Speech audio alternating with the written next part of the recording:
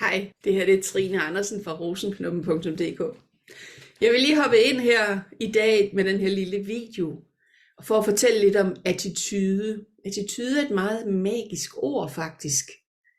Og det at have forskellige attituder handler om, hvad det er for en frekvens, du har inde i.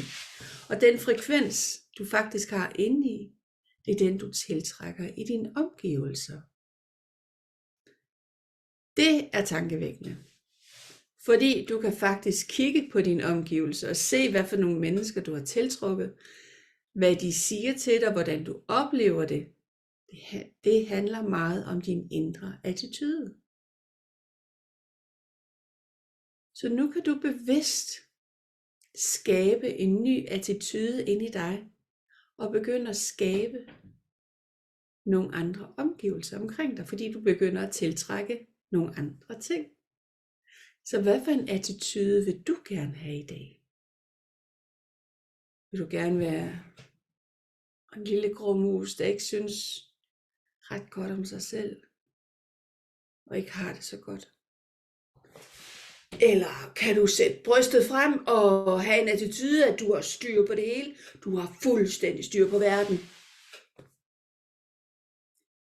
Det, du mærker i din attitude, er præcis det, du tiltrækker i dine omgivelser. Så hvis du går og fortæller dig selv indvendigt, at du duer ikke til noget, så kan du være helt sikker på, at du tiltrækker nogle energier, der resonerer med det her. Så det handler meget om de her energier, der resonerer med hinanden.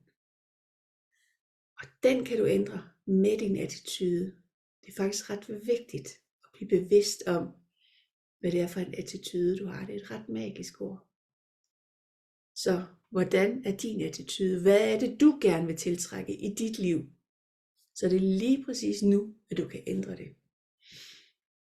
Bare ved at kigge på dit indre og mærke efter, hvad er det for en power, du har inde i. Eller er du ikke noget værd?